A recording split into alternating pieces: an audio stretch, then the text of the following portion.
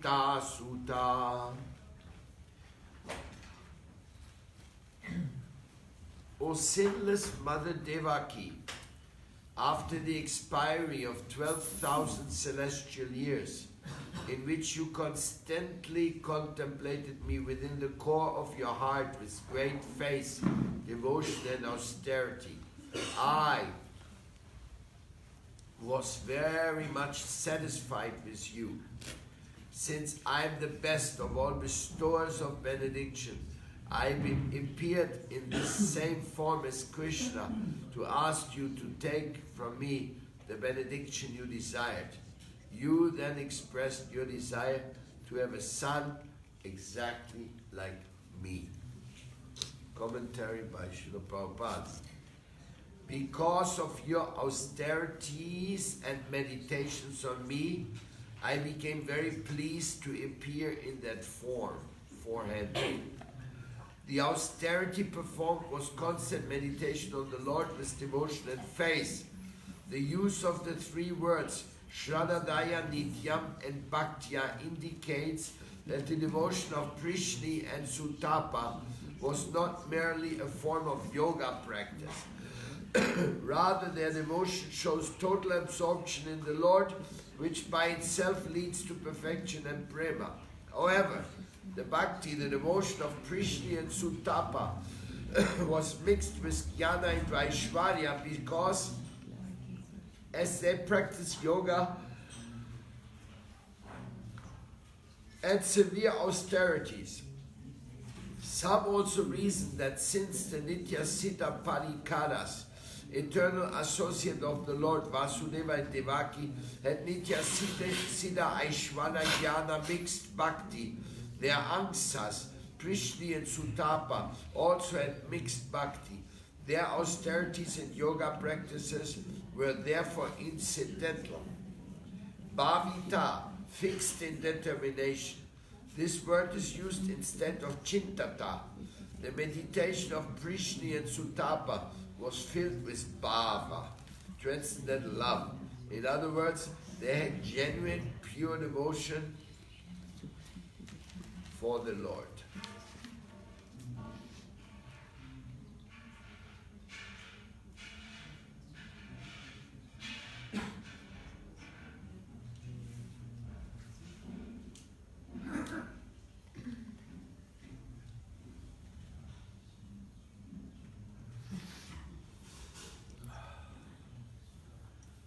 Jnanativinandasya Gyananjana Shalakaya Shakshunmilitanjane Tasmai Shri Gurave Namaha Sri Chaitanya Manubhistam Stapitam Jena Bhutali Swayam Rupa Kanamayam Dadati Swapadantikam Sri Krishna Chaitanya Prabhu Nityananda Shri Advaita Gadada Shivasadi Goda Bhaktavinda.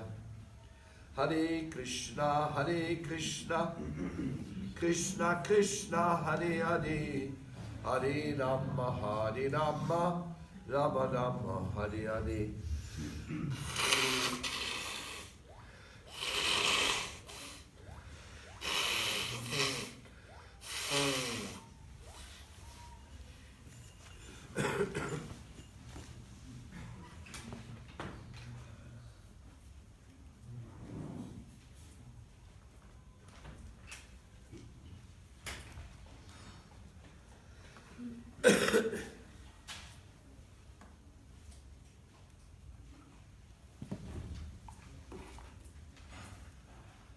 Prishni and Sutapa were great devotees.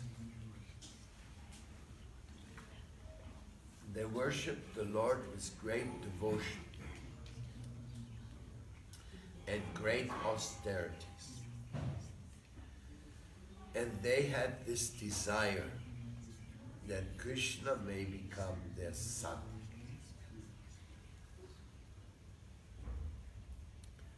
That's not an ordinary desire. Maybe many people have had such a desire a little bit. But to make 10,000 years of austerities and to live practically only for this intense desire, that requires a very special person. And of course Krishna, how he would not choose as his parents somebody who's extraordinary special. That is also kind of to be understood. Krishna could not appear in an unconscious family. And this whole issue brings us to think about divine procreation. That sometimes devotees are so dedicated and so devotional and so amazing that they can actually bring a pure devotee into this world.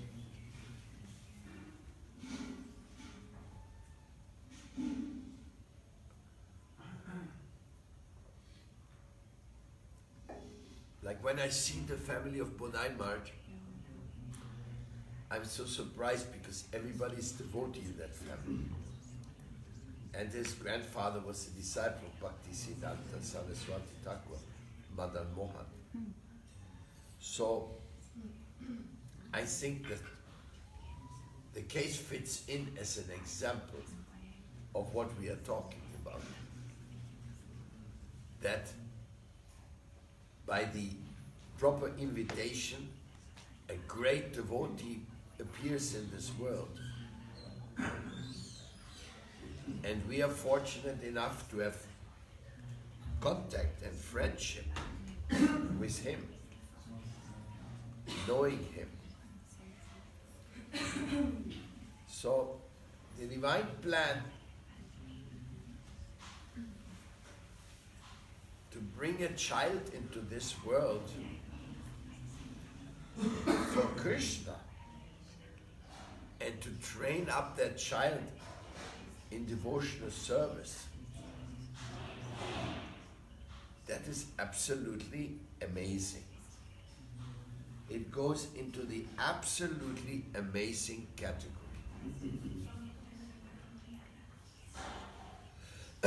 And you know, having a child is a project of one's life.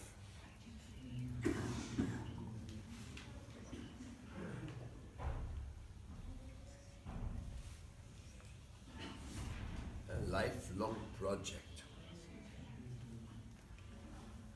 So, needs a lot of patience as well.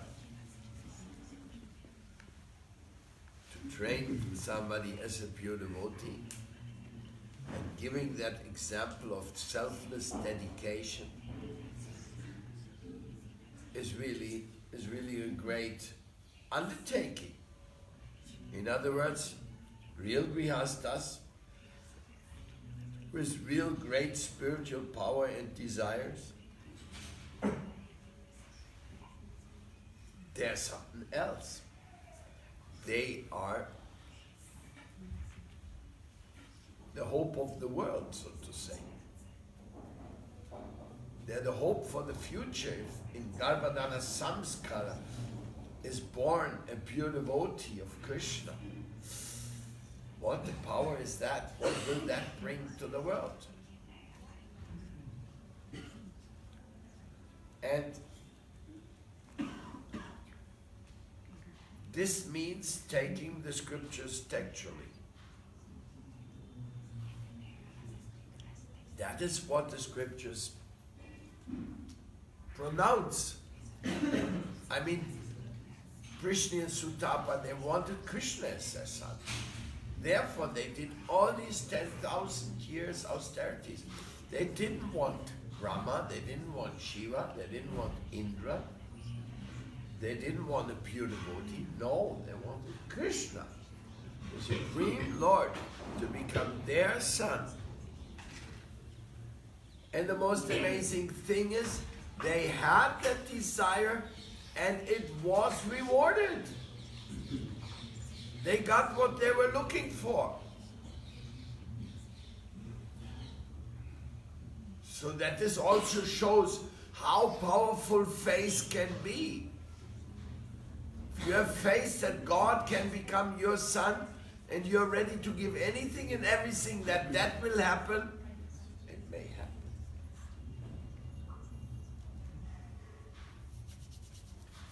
Srila Prabhupada used to say, impossible is a word from the fool's dictionary.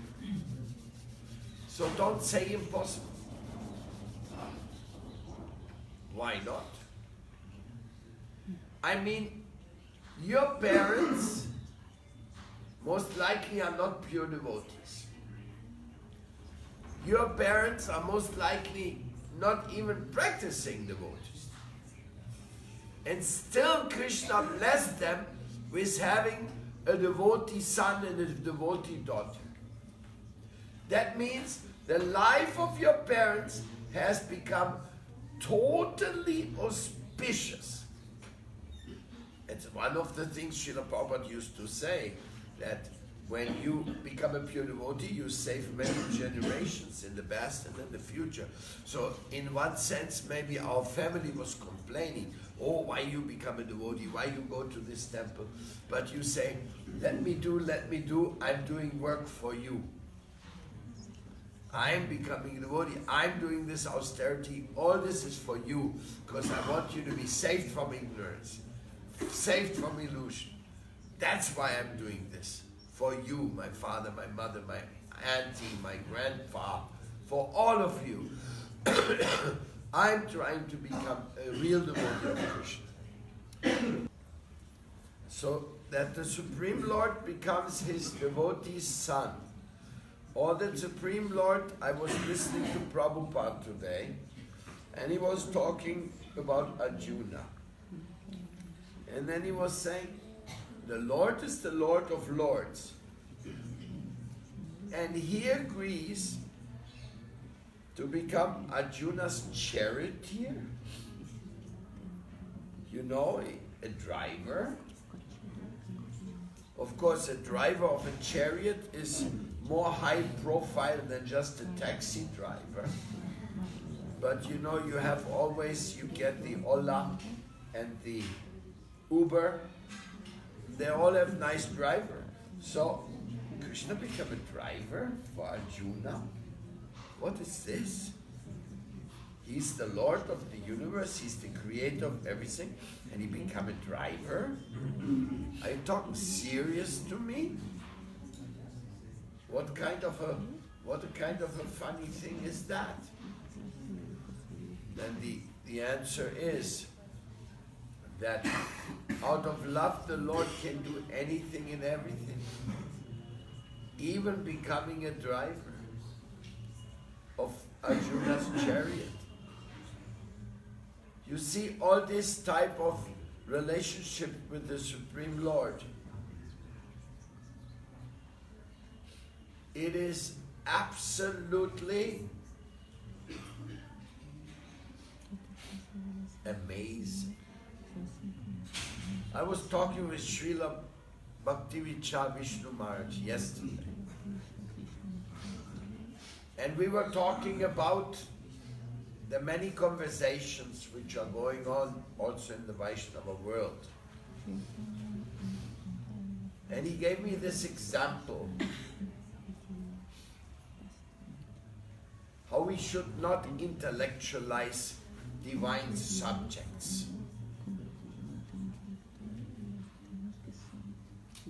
That intellectualizing divine subjects is not helpful in devotional service. It is better to simply, deep from the heart, accept what is being revealed. And if there's different opinions, there's even different opinions. We are so opulent, we have different opinions. And he gave me that example. He said that once Srila Vallabhacharya visited Srila Rupa Goswami.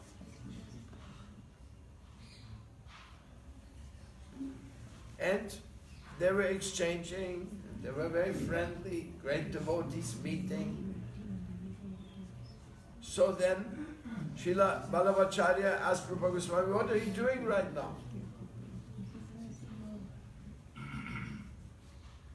And Srila Rupa Goswami says, oh, I'm doing some writing.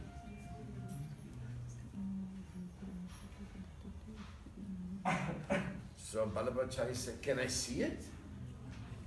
He was writing a commentary on Bhakti Rasamrita Singh. It's a very famous book, Srila Rupa Goswami's Bhakti Rasamrita Singh.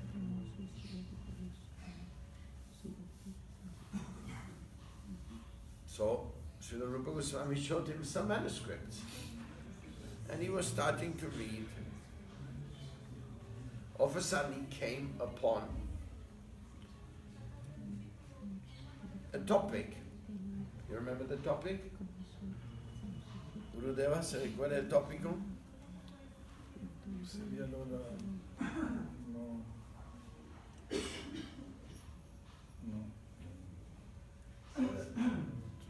Bad memory. Yesterday he told me that.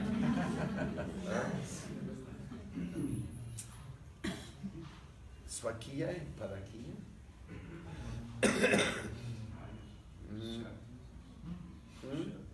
Com Maya, a ilusão, que é como uma bruxa, não? Yeah. Gracias. Thank you. Yeah.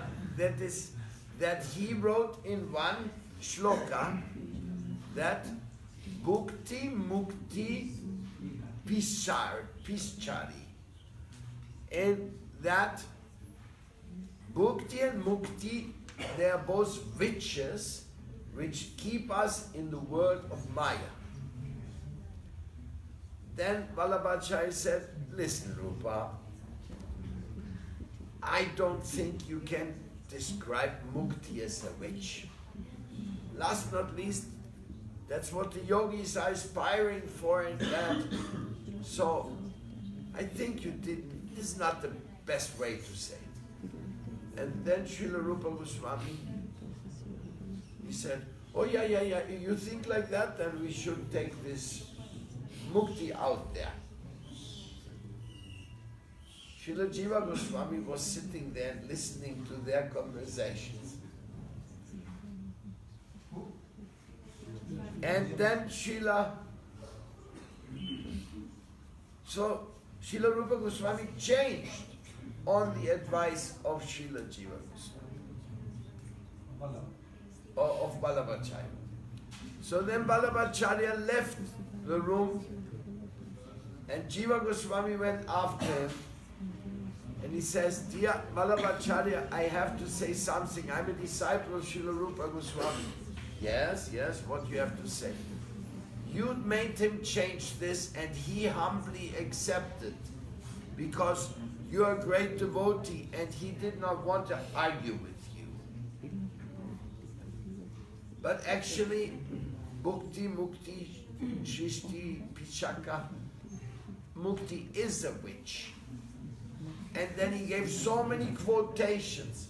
Srila Jiva Goswami, with a great learnedness, he gave so many quotations that actually if we want to have real love for God, then we cannot get attracted to this element of simply wanting to be liberated, to be on your own, free of anything. This is another witch.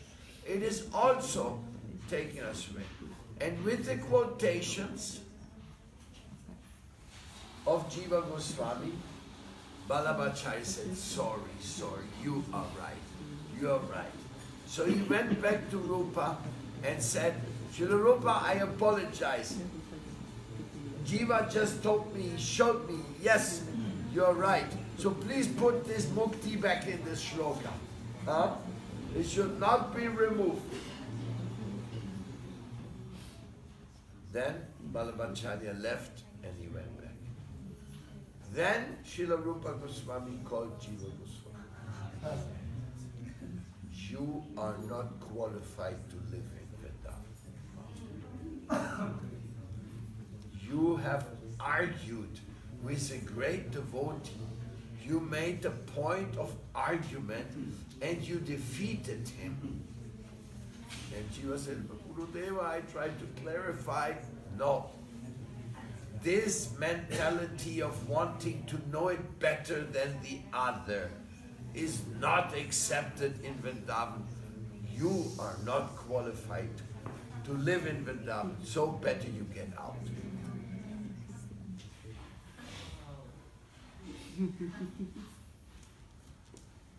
Now you may think that's the end of the story, but it isn't. Srila Jiva Goswami was so morose by the commentary of Srila Rupa Goswami that he left Vrindavan. And he went up the Yamuna, very far, almost up there where you were out of Brajmanta. And what did he do? He lived in a crocodile cave. He found a crocodile cave and he lived in there, and he would hardly eat anything, just eating some mud from the Yamuna, or I don't know what else he was eating, and Jiva Goswami was gone from Vrindavan. Jiva Goswami was gone.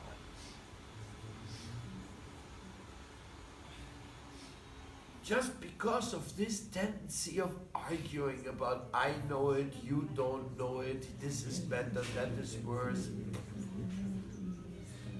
So everybody was missing Jiva. And nobody knew where he was. One day Sanatana Goswami was traveling and preaching in the villages area. And somebody told him, there is some sadhu living on the Yamuna bank in a cave. I don't know who he is, so Srila Sanatana Goswami that I better check out what kind of sadhu lives there.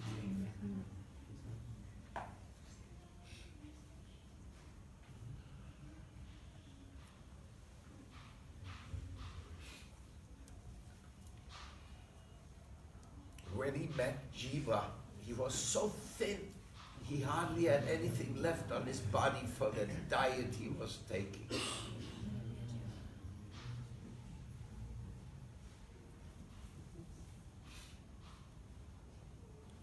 He told the story what happened and why he was there.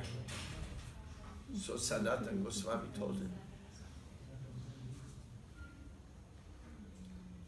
you come with me. I will talk to Rupa. So they went back to Vrindavan, and there Sanatana Goswami is the spiritual master of Rupa Goswami also. And he said to Rupa, how can you do that? He was right. He defended the Siddhanta. But now I bring him back here to be back in Vrindavan. And this should remain just a lesson for all of us. And Rupa Goswami said, oh, I'm very sorry. So, lots of sorry, lots of tears, lots of love. That's the teaching. That's the teaching Rupa, Sanatana, and Jiva and Ballabhacharya gave us in this case. All of them were really humble, actually. But don't get into arguments on philosophy. Just, oh, Prabhupada says this, Bhaktivinoda Thakur says that. Another person may say it a little different. So what? Good reason to admire how our acharyas are so deep and trying to understand where we come from and where we are going to. Anyhow, I was discussing that with Vishnu Maharaj last night, and we were evaluating that the most important thing that is our devotees are happy doing their service, and one of the services study the philosophy also. Srila Prabhupada made it very clear. He said, my books are not only for distributing, they are for reading. So he wanted thoughtful devotees who know the philosophy, who are capable of convincing others that Krishna is God and that serving Him would be the best idea for our life. So we had a beautiful night conversation, meditating about Vrindavan, meditating about all this. That's what it's all about. Sadhu Sangha, Sarva Shastra Koi, Lavamata, Sadhu Sangha, Sarva Siddhi Hoy. So I pray from the core of my heart that you will never lose enthusiasm to talk about Krishna. Under so many conditions, in so many ways, to talk about Krishna is the most wonderful thing to do. It makes life come alive. And even though we feel shy about talking about such high topics which are beyond our mind anyway, but when we hear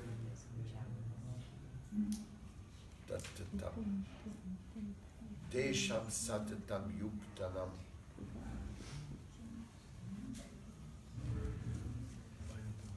Vachatam Pratipulatam Dadami Buddhi Yogantam Yena Mamupayanti Te.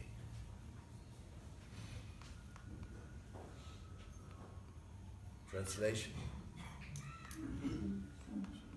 Ya que están siempre consagrados a mi servicio y me adoran con devoción, me doy la inteligencia mediante la cual me conduce a mí.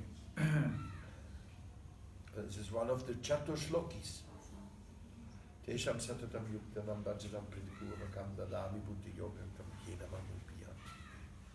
For those who are constantly devoted and who are very, very dedicated in this process, Krishna says, I will give them the intelligence how they will come to me. So now I ask Gurudeva Tulananda to give the deep explanation. Oh, we have a beautiful new pranam mantra for Gurudeva. I like to read it to you.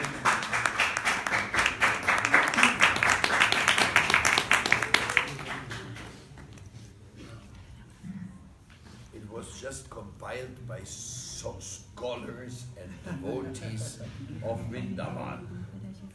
Namo Vishnu Padaya Krishna Prestaya Bhutale Srimati Bhaktivedanta Tulananda Acharya iti namene. Pranamami Gurudeva Padam Dadati Prabhupada Sharam Kavikirtam Gora Bhava Bhaje Bhaje Jamme Jamme. So the second part is new, and it says, my obeisance to the lotus feet of Srila Gurudeva Atulananda, who gives the essence of Prabhupada in his poetic and ecstatic kirtans of Sri Gauranga. I worship him, life after life.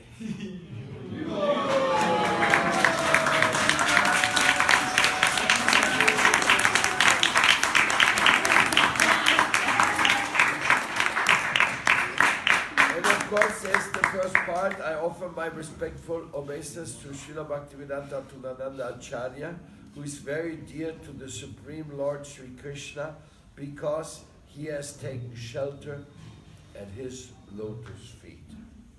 Jai Sri Radhe.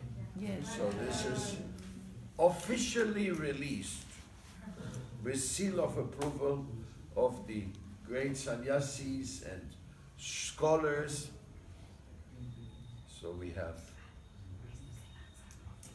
even more joy. Yeah. Jai. Jai Sri Guru, Jai Sri Gauranga. If you please continue, Gurudev.